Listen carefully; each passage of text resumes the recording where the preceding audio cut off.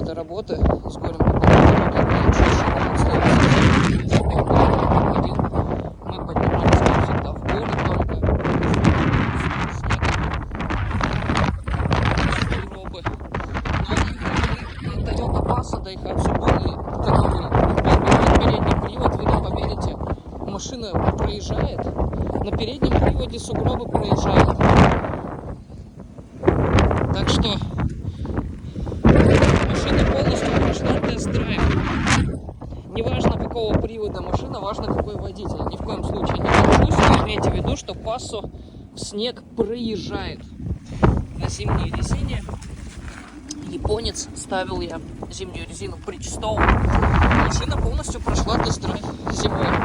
Третий день зимнего апокалипсиса. Берегите себя. Хорошего дня вам.